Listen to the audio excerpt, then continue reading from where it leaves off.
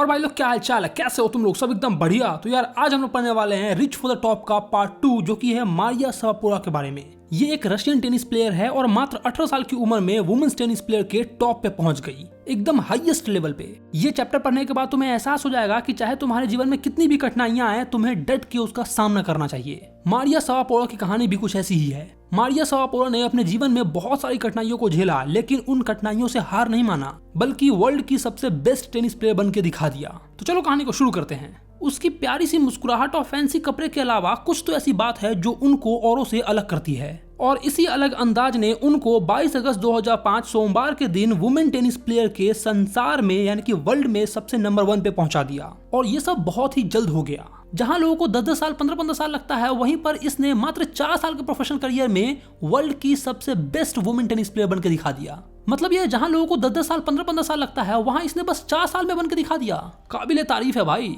Siberia Russia में एक जगह है, वहीं पर मारिया सवापोवा का जन्म हुआ था। हालांकि इतनी तेजी से ऊपर जाने के लिए इन्होंने बहुत सारी कठिनाइयां झेली हैं, बहुत सारी परेशानियां झेली हैं, जो कि कुछ ही बच्चे झेल सकते हैं। सबके बस की बात नहीं है। ये सब 9 साल पहले शुरू हुआ, जब मारिया ने अपना 10वां जन्मदिन भी नहीं मनाया था। उसे ट्रेनिंग लेने के लिए यूएसए भेज दिया गया। वो अपने पिता यूरी के साथ फ्लोरिडा चली गई, जो कि यूएसए में है। सफलता की इस राह पे चलने के लिए उसे अपनी माँ येलेना से 2 साल के लिए सेपरेट रहना पड़ा। और ये कोई छोटी बात नहीं है। मात्र 9 साल की लड़की अपनी माँ से दूर यूएसए में रह रही है। और हम क्या करते हैं 9 साल में? करंट पानी, छुपन छुपाई, ये सब खेलते हैं। और ये टेनिस खेलने के लिए यूएसए चली गई। मात्र 9 साल की उम्र में उसने जीवन का एक बहुत ही महत्वपूर्ण सबक सीख लिया था कि अगर उसे टेनिस में एक एक्सीलेंस प्लेयर बनना है तो उसे उसकी कीमत चुकानी होगी। मारिया सवापोवा हमें याद करते हुए बताती है कि यूएसए में वो बहुत ही अकेली होती थी। उसे उसकी माँ की बहुत ज्यादा याद आती थी, यहाँ तक कि वो अपने पिता से भी नहीं मिल पाती थी, क्योंकि उसके पिता उसके टेनिस के ट्रेनिंग को जारी रखने के लिए जो बन पड़ता था वो करते थे। जितना कुछ उनसे हुआ उन्होंने वो किया। वो दिन दिन भर काम करते थे और इसीलिए मारिया से नहीं मिल पाते थे। और क्योंकि वो छोटी बच्ची थी तो 8 बजे ही सोने चली जाती थी। लेकिन वहीं पर जब बड़े बच्चे टेनिस प्लेयर खेल के आते थे तो 11 बजे उसको उठाते थे और उससे सारा काम करवाते थे। जितने भी सामान उनके इधर उधर बिखरे हुए होते थे वो उनसे उठवाते थे, जमवाते थे। मतलब तुम कह सकते हो कि वो एक तरह की रैगिंग करते थे। अब यार मात्र 9 साल की बच्ची अपने माँ बाप दोनों से दूर है और उसके साथ रैगिंग हो रहा है, इतना अत्याचार हो रहा है। वो कितना रोती होगी ना। उसका भी मन करता होगा कि यहाँ से छोड़ छाड़ के मैं वापस अपने घर साइबेरिया चली जाऊं। लेकिन नहीं, उसने हार नहीं माना, बल्कि वो और ज्यादा दृढ़ निश्चयी हो गई। मानसिक रूप से वो और ज्यादा शक्त हो गई। उसने अपना ध्यान रखना सीख लिया और कभी भी मैदान छोड़कर भागने की जरूरत नहीं की, क्योंकि उसको पता था कि उसे क्या चाहिए।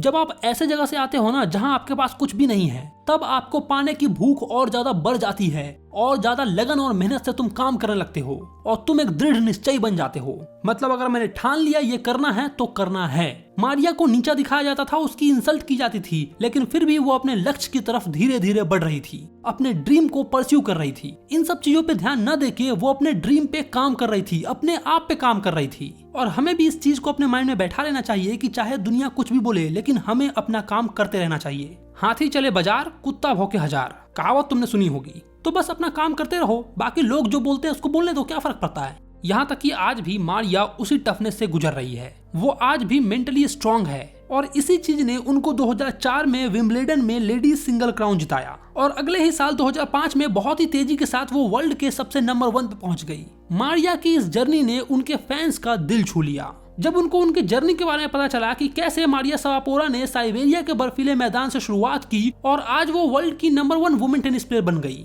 इस बात से उनके फैंस भावुक हो गए। लेकिन मारिया भावुक नहीं हुई। उसके अंदर इन सब चीजों के लिए कोई भी सेंटिमेंट्स नहीं है। वो हर इंटरव्यू में जब भी उनसे सवाल पूछा जाता है तो वो साफ साफ बताती है कि जो भी सेक्रीफाइसेस मैंने किए हैं वो वर्थ इट थे। उन सब त्यागों के कारण ही मैं आज यहाँ पर हूँ। मैं बहुत ही कॉम्पिटिटिव लड़की हूँ और जो कुछ भी मैं करती हूँ उसके लिए मैं बहुत मेहनत करती हूँ।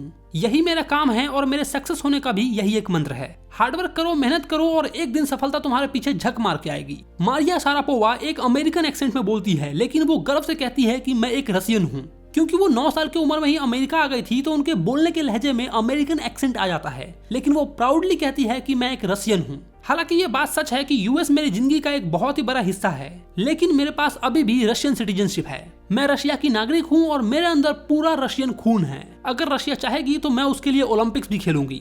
बाकी टीनेजर्स के जैसे ही मारिया सवापोरा को भी फैशन, सिंगिंग और डांसिंग का शौक था। ये सब उनकी हॉबी थी। उनको ना आर्थर कोनन डॉयल की नॉवेल्स बहुत ज्यादा पसंद थी। वो बहुत ही प्यार से इनके नॉवेल्स पढ़ती थी। उनको इवनिंग गाउन्स पहनने का बहुत शौक है। हालांकि तुमको ये बात सुनकर बहुत ही अजीब लगेगा, लेकिन उनको पैनकेक्स पसंद था जिसपे चॉकलेट फैलाए होते हैं ना, वो वाला। और उन्हें संतरे का जूस भी बहुत ज्यादा पसंद है। मतलब कुल मिला के तुम ये कह सकते हो कि टेनिस प्लेयर के अलावा भी वो एक आम जिंदगी जीती थी। जैसा कि बाकी के टीनेजर्स अपनी जिंदगी जीते थे, वैसा वो भी जीती थी। ये नहीं है कि दिन भर टेनिस टेनिस टेनिस टेनिस करती रहती थी। अपनी नॉर्मल लाइफ भी जीती थी और प्रोफेशनल लाइफ भी जीती थी। तुम ना मारिया शारापोवा को किसी पर्टिकुलर कैटेगरी में नहीं डाल सकते हो कि हाँ वो इस तरीके की लड़की है। वो सब चीज करती थी। और तुम ये भी नहीं बोल सकते हो कि हाँ वो गॉड गिफ्टेड थी। नहीं यार, उनके अंदर टैलेंट तो था, ये बात तो सही है, लेकिन उनके अंदर टैलेंट से भी ज्यादा जीतने की चाह थी। और इस जीतने की चाह में, कुछ पाने की चाह में उनने बहुत सारे सेक्रीफाइसेस किए, बहुत सारे त्याग किए, बलिदान दिए, तब जाके वो आज वर्ल्ड के टॉप पे है। ऐसे ही नहीं कि गॉड गिफ्टेड थी तो वर्ल्ड की टॉप पे चली गई।